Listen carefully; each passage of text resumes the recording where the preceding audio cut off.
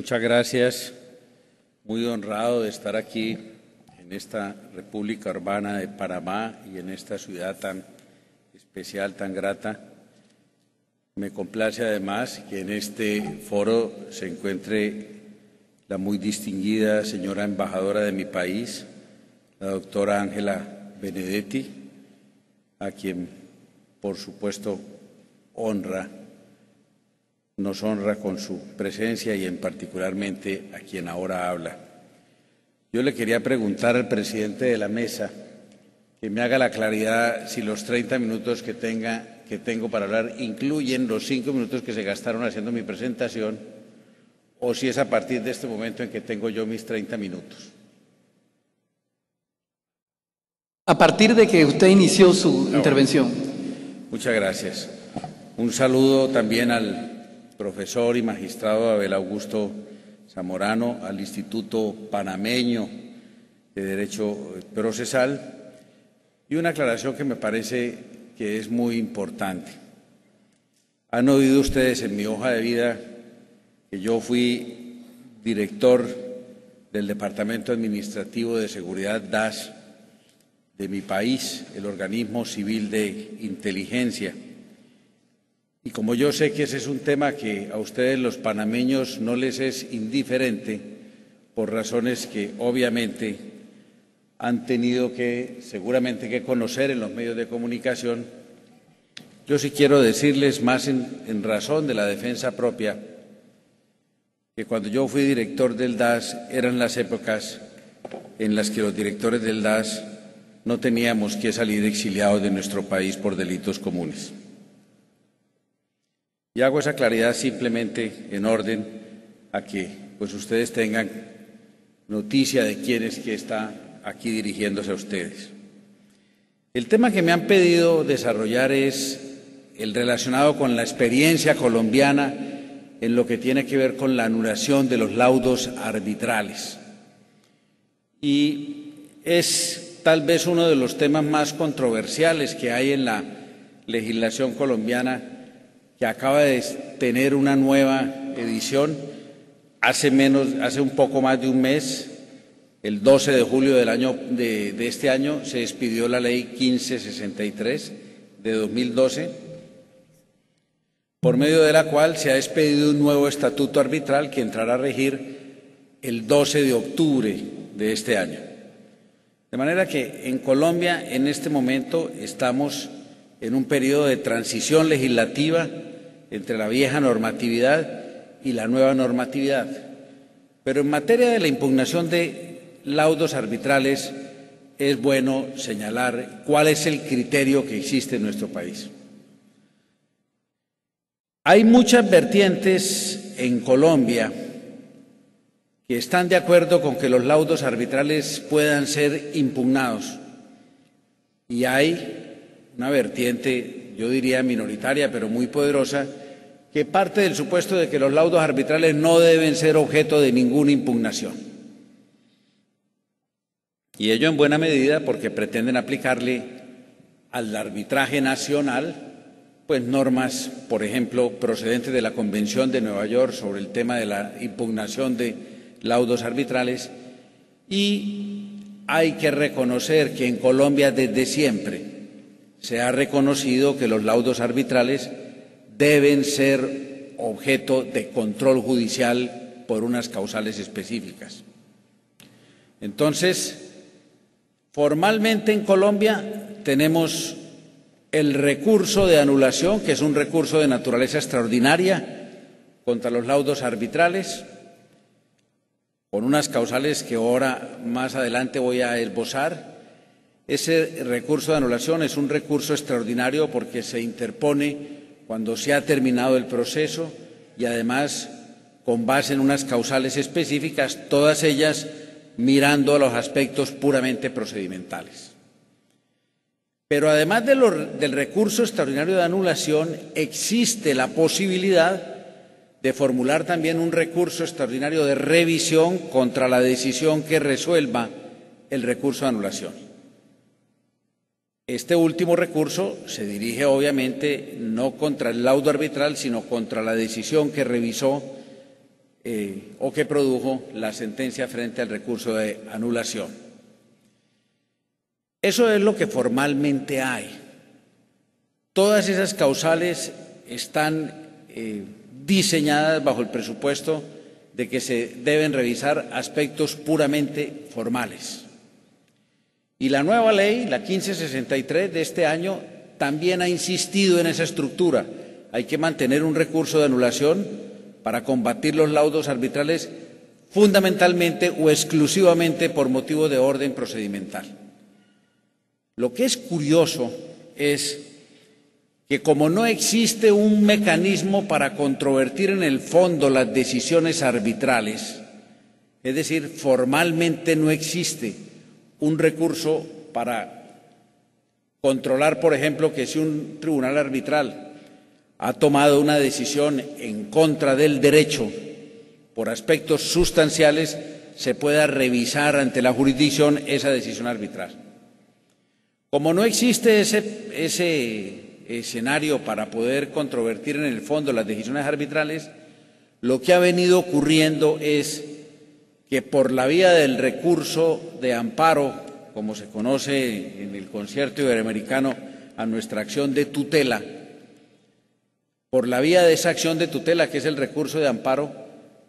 y por violación al debido proceso y por otras manifestaciones de orden constitucional, los laudos arbitrales hoy en día en Colombia, en su gran mayoría, me refiero por supuesto a los arbitrajes nacionales, están siendo controvertidos por la vía de este recurso de amparo. La situación de que la tutela sirva para controvertir los laudos arbitrales no está consagrada en ninguna ley específica, pero dado que la tutela es un mecanismo para ejercer los derechos constitucionales fundamentales, para la protección de los derechos fundamentales, entonces ahora no hay duda alguna de que como los árbitros en nuestro país son considerados autoridades, contra ellos puede ejercerse el recurso de amparo cuando en una sentencia de laudo arbitral se incurra en lo que nosotros denominamos una vía de hecho, que es una situación que se presenta cuando quiera que un juez ha fallado de manera tan contraria al derecho que se considera que eso ha violado ostensiblemente el derecho constitucional del debido proceso y, por lo tanto, amerita revisión constitucional. Este es un tema, por supuesto, completamente diferente a lo que sucede en España. En España también existe la posibilidad de controvertir los laudos arbitrales, pero allá no se hace por la vía de un recurso, sino que en España se ha establecido es una acción de anulación, de revisión del laudo arbitral. Lo que para nosotros es un recurso, para ellos es una acción porque consideran que es un proceso nuevo en el que se va a controvertir la legalidad de ese laudo arbitral también por aspectos puramente procedimentales, aunque allá, a la usanza de lo que sucede en la legislación internacional, se puede controvertir los laudos por violación al orden público, entendido por tal no cualquier violación al derecho objetivo, sino aquella violación que tiene que ver con aspectos esencialmente procedimentales. Y en España, entonces, también se ha establecido que, además de que sea una acción de revisión, esos laudos arbitrales pues no puedan ejecutarse, deban ejecutarse, cuando quiera que sea interpuesto el correspondiente, la acción de revisión, aun cuando queden controvertidos, se podrán ejecutar. Y entonces, ocupémonos ahora de qué es lo que en nuestro derecho se consagra como causales de anulación de los laudos arbitrales. Una cosa que me parece importante señalar es que en España expresamente está consagrado una prohibición legal de controvertir los laudos arbitrales por la vía del recurso de amparo ante el Tribunal Constitucional, lo que por supuesto marca una distancia grande con lo que es nuestro derecho, porque nosotros no tenemos prohibición, no tenemos norma expresa, y eso es lo que permite que se pueda acudir a controvertir los laudos arbitrales por la vía de la acción constitucional de tutela. En España expresamente está dicho que los laudos arbitrales no pueden ser controvertidos ante el Tribunal Constitucional por la vía del recurso de amparo. Y hago esas manifestaciones porque en el concierto iberoamericano pues hay, como podría decirse, una comunidad de suertes en los distintos países, salvo con lo que está ocurriendo ahora en España, con ocasión de una reciente legislación que se ha expedido sobre el tema arbitral, que me parece que ilustra las dos tendencias de lo que pasa en Iberoamérica. ¿Cuáles son, pues, entonces, las causales de anulación que en nuestra legislación están consagradas contra los laudos arbitrales? En primer lugar, voy a hacer referencia a lo que está vigente, estará vigente hasta el 12 de octubre de este año, y haré también referencia a las causales que estarán vigentes después del 12 de octubre, con ocasión de la expedición de la nueva ley. Es importante señalar que la nueva ley se aplicará solamente a aquellos procesos arbitrales que se inicien con posterioridad al 12 de octubre de este año. La primera causal es la de la nulidad absoluta del pacto arbitral que derive esa nulidad por objeto o causa ilícita. Los demás vicios que eventualmente afecten el pacto arbitral como causales de nulidad relativa, esos vicios, si no se alegan oportunamente, se entenderán saneados. Esto en la ley que está por expirar vigencia. En la nueva ley, la causal de anulación es mucho más precisa en la medida en que se establece como causal de anulación la inexistencia, la invalidez o la inopolibilidad del pacto arbitral. Tres fenómenos claramente diferenciados en nuestro derecho: la inexistencia, cuando quiera que el pacto arbitral adolece de un requisito para que surja la vida jurídica; la invalidez, cuando quiera que el pacto sí surgió a la vida jurídica, pero está afectado por un vicio o del consentimiento o por objeto o causa ilícita, como está hoy en la legislación; y la inoponibilidad, cuando quiera que el pacto arbitral es legal, ha nacido a la vida jurídica, pero no tiene efecto respecto de alguna de las partes. La segunda causal es la de no haberse constituido el Tribunal de Arbitraje de acuerdo con las reglas de la debida constitución del Tribunal. Es lo que se conoce entre nosotros como la indebida constitución del Tribunal Arbitral, que se da en aquellos casos. Ha sido una causal que ha dado mucha discusión, porque es una causal bajo la cual se pueden alegar los vicios, por ejemplo, de la jurisdicción o la competencia del Tribunal Arbitral.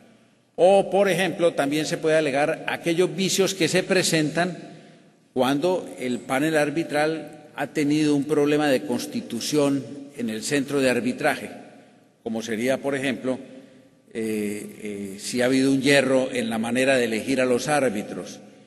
Si, por ejemplo, el pacto arbitral dice que los árbitros lo debe designar un tercero y no lo designa ese tercero y lo designa de otra manera, pues ese es un aspecto que afecta la debida constitución del tribunal. Precisamente como esta causal de la indebida constitución del Tribunal de Arbitramiento ha dado para que la Corte Suprema de Justicia, por vía de tutela, llegara a decir, por ejemplo, que unas veces dijo que los motivos de indebida constitución del Tribunal de Arbitramiento podían ser la falta de jurisdicción y competencia, otras veces dijo que no, que eso no era motivo de esa causal, sino de otra causal consistente en que el tribunal se pronuncie sobre asuntos que no eran de su resorte. En la nueva ley se estableció una causal ya clarísima, consistente en que es causal de anulación cuando el tribunal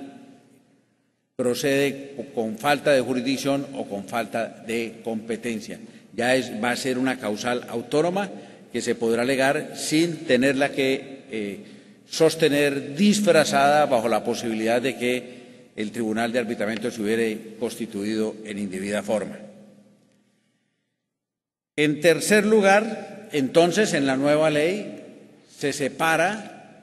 esta situación para hablar clarísimamente de que la causal de anulación es la de no haberse constituido el tribunal en legal forma. Observen ustedes entonces que en la legislación actual esa causal de indebida constitución del tribunal comprendía esos fenómenos de la indebida constitución, pero además lo relativo a la falta de jurisdicción y de competencia. Ahora en la futura ley vamos a tener, o en la nueva ley que empezará a regir muy pronto, esa causal la hemos desmembrado en dos: la propia de indebida constitución del Tribunal de Arbitramiento y los fenómenos de falta de jurisdicción y de competencia. En tercer lugar, cuando sin fundamento legal se dejaren de practicar pruebas que resulten determinantes para adoptar la decisión y siempre que la parte que vaya a alegar la causal haya reclamado contra ese vicio. Es decir, podrá alegarse esta causal si se dejaron de practicar o de decretar pruebas oportunamente pedidas, pero la causal la puede alegar aquella parte que haya reclamado durante el proceso arbitral contra esa omisión. Es decir, tiene un requisito de procedibilidad el ejercicio de esta causal, de manera que si no se ha hecho oportuno reclamo ante el tribunal, pues no se podrá alegar la causal. Esta misma causal se mantiene en la nueva ley, pero con un ingrediente que es el siguiente: no basta haber dejado de practicar una prueba, no basta que la parte que dejó que está en desacuerdo con esa decisión lo haya hecho valer. Es necesario además que demuestre que de haberse practicado esa prueba la decisión habría sido fundamentalmente diferente. O lo que es lo mismo, tendrá que demostrar la incidencia directa de la práctica de la prueba en la decisión que se está controvirtiendo. En cuarto lugar, la causal de haberse proferido el laudo vencido el término de duración del proceso. En nuestra legislación, por regla general, el proceso arbitral dura el tiempo que las partes hayan previsto en el pacto arbitral, y si no dicen nada se entiende que debe durar 6 meses. En esos 6 meses debe proferirse el laudo y las providencias complementarias y que adicionen el laudo. Si por cualquier circunstancia el laudo se profiere pasado ese término, entonces ese recurso, ese laudo está afectado de nulidad y con toda seguridad puede concluirse que va a ser anulado en el tribunal de la anulación. Esa causal se conserva tal cual en la nueva ley. Haberse fallado en conciencia debiendo ser en derecho es la otra causal. Esta es una causal que normalmente suele ser propuesta como recurso de anulación, porque precisamente por no existir una causal que permita examinar en el fondo las decisiones de los árbitros, los abogados litigantes suelen darle a esto una especie de vuelta, en el sentido de proponer ante el juez de la anulación que el fallo del tribunal arbitral no se hizo en derecho, sino que fue en conciencia. Y entonces se construyen sofisticadas y complejas teorías acerca de que esos fallos tienen apariencia de derecho, pero que en realidad son fallos en conciencia. No existe, al contrario, la causal. Cuando el tribunal es en conciencia o equidad, si se falla en derecho, no existe esa causal de anulación como debería existir en compensación, como existe de la otra manera. La otra causal es contener el laudo errores aritméticos o disposiciones contradictorias en la parte resolutiva del laudo. Pero esas disposiciones contradictorias, la parte que vaya a alegar esa causal tendrá que haberle hecho ver al tribunal que incurrió en contradicciones. Pero la contradicción tiene que reflejarse en la parte motiva del laudo, no en la parte motiva. De suerte que quien quiera hacer valer esta causal, cuando se profiera el laudo, tendrá que exponerle al tribunal que considera que el laudo ha tenido disposiciones contradictorias y por ese camino abre la posibilidad de llegar al recurso de anulación. La séptima causa, también esta causal permanece en la nueva ley: haber recaído el laudo sobre puntos no sujetos a la decisión de los árbitros o haberse concedido más de lo pedido. Esta causal está concebida en función de que se respete la competencia de los árbitros, que los árbitros respeten el límite de su competencia. Como se sabe, en materia arbitral rige el principio de la habilitación, según el cual los árbitros no se pueden pronunciar ni trabajar sino exclusivamente sobre lo que el pacto arbitral les ha delimitado. Por eso, cuando ellos se pronuncian sobre un asunto que no está sujeto a su decisión, se produce esa alteración del principio de la habilitación y por lo tanto ese laudo se puede caer. O cuando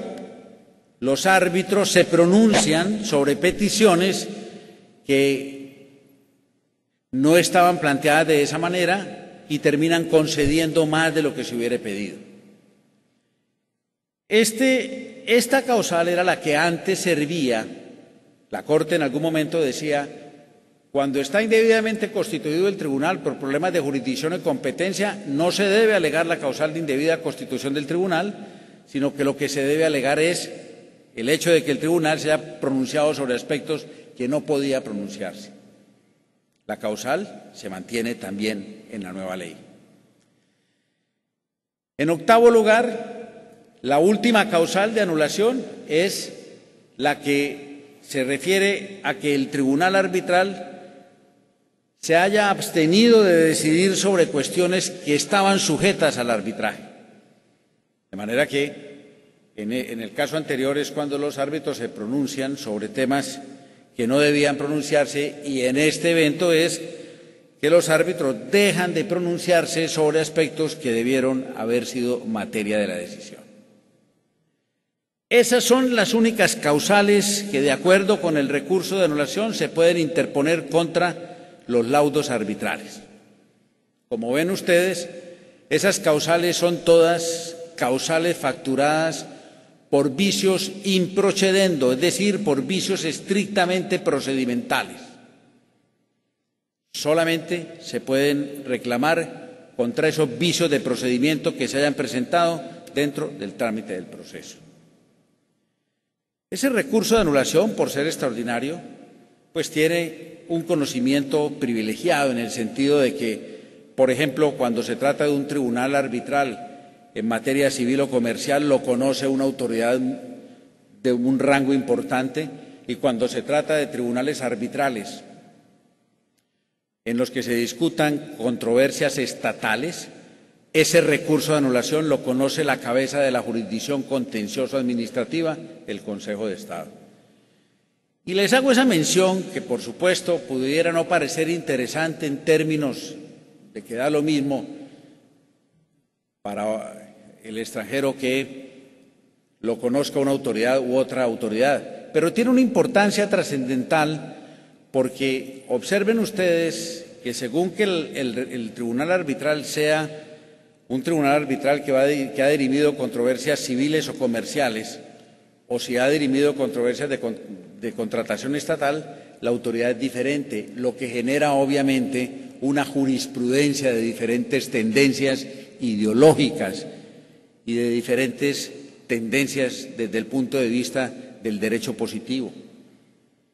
El Consejo de Estado en nuestro país es prolijo en considerar de una manera ciertas causales de anulación cuya interpretación no coincide con el alcance que a esas causales de anulación la justicia ordinaria le suele dar. Y eso, por supuesto, enrarece todavía más la posibilidad de que un recurso de anulación pueda ser próspero. No es fácil en la vida práctica que un recurso de anulación prospere,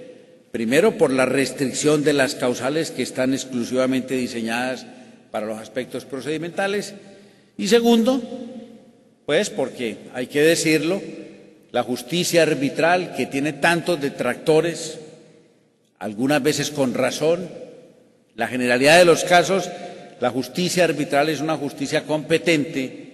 es una justicia de la que se espera que sea imparcial y sobre todo que aplique buena justicia.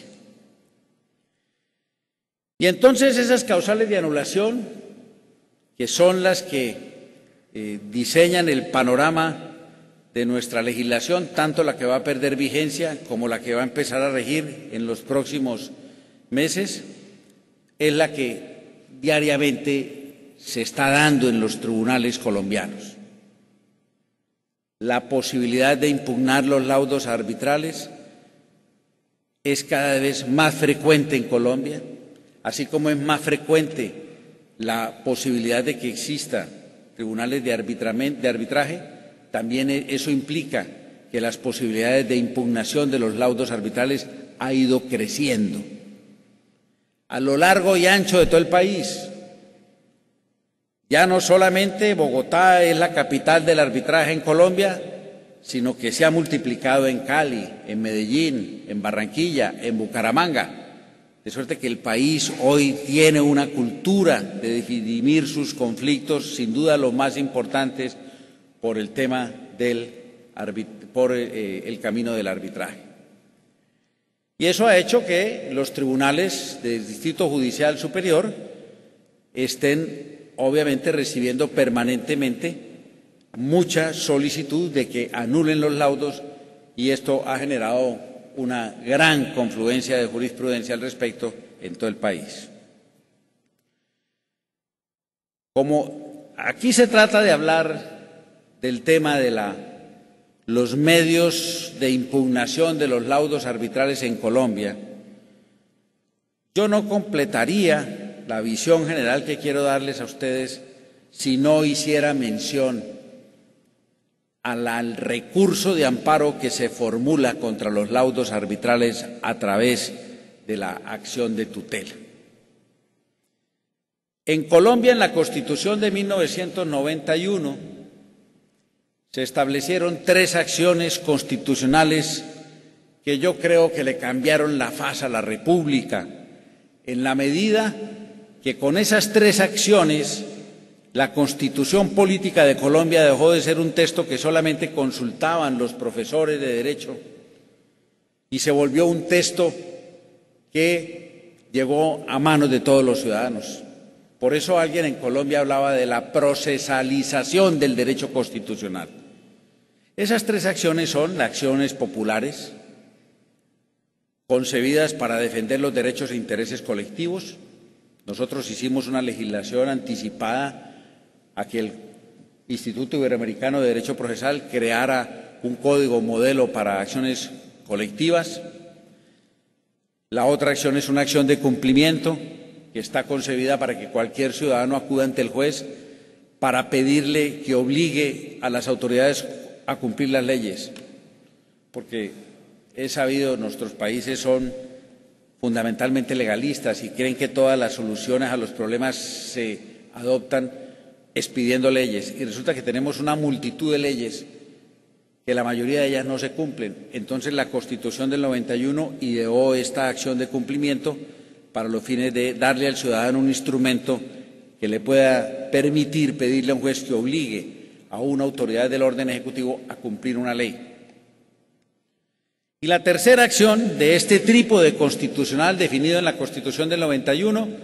es la denominada acción de tutela, que es una acción consistente en un remedio que tiene una persona contra una autoridad pública o contra un particular, lo que por supuesto es bastante ambicioso. Es una acción que tiene cualquier ciudadano contra una autoridad pública o contra un particular para pedir que se le proteja un derecho constitucional fundamental cuando quiera que ese derecho fundamental ha sido violado bien por vía de acción o por vía de omisión. La Constitución del 91 simplemente dijo eso. La acción de tutela es la que tiene todo ciudadano para reclamar ante una autoridad o ante un particular cuando quiera que con esa omisión o con esa acción se haya violado un derecho fundamental. En la Constitución del 91, alguien planteó la inquietud de que si esa acción se dejaba abierta en el sentido de decir que era un remedio que se podía ejercer contra cualquier autoridad pública, eso podía significar que se pudieran controvertir decisiones judiciales por la vía de la acción de tutela. El tema no fue decidido. Como consecuencia de eso, apenas empezó a regir la nueva Constitución del 91 y el decreto reglamentario, obviamente Colombia, que es un país, algunos dicen de leguleyos, inmediatamente proliferaron todas las acciones de tutelas contra sentencias judiciales. Y entonces es infinito el número de acciones de tutela que se interponen contra las decisiones judiciales de los jueces ordinarios. Y el país entero, desde La Guajira hasta la región de Ipiales, todo Colombia, todo el mapa de Colombia sabe lo que es la acción de tutela y para qué sirve. Y entonces ha servido no solamente para darle salud a muchos colombianos despojados de ello, sino sobre todo para combatir las decisiones judiciales. Obviamente, esa circunstancia se trasladó a las discusiones de los procesos arbitrales. En este momento, hoy no existe una reglamentación clarísima que diga que se pueden controvertir los laudos arbitrales por la vía de tutela, pero como no está prohibida, entonces, ¿a qué ha conducido esto? Ha conducido a que, como no existe un mecanismo para controlar los aspectos de fondo, las equivocaciones de fondo en las que incurran los árbitros, el camino que el derecho colombiano, ese derecho viviente, ha venido construyendo es el de que se controvierta por la vía de la acción de tutela. Y entonces, por esa razón, cuando se estaban discutiendo la nueva ley 1563, a la que les he hecho referencia, empezó a regir el 12 de agosto, una comisión integrada por el Gobierno Nacional, de la que yo hice parte como redactores de ese proyecto, yo le proponía a esa comisión, e infortunadamente fui derrotado, que estableciéramos una causal de anulación que permitiera revisar los laudos cuando se incurriera, por ejemplo, en violación directa de la ley sustancial,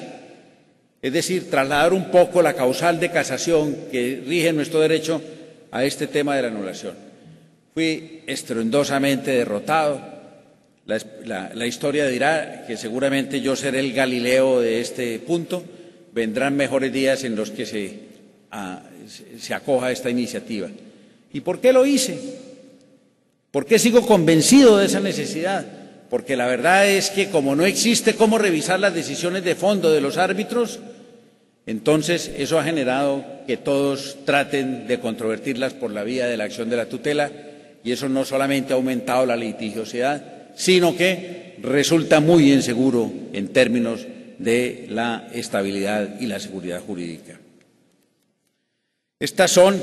en términos generales, las bases de lo que debe entenderse como el recurso de anulación o los mecanismos para controvertir los laudos arbitrales. Créanme que si la vanidad no fuera una pasión ajena a mi alma, yo podría decir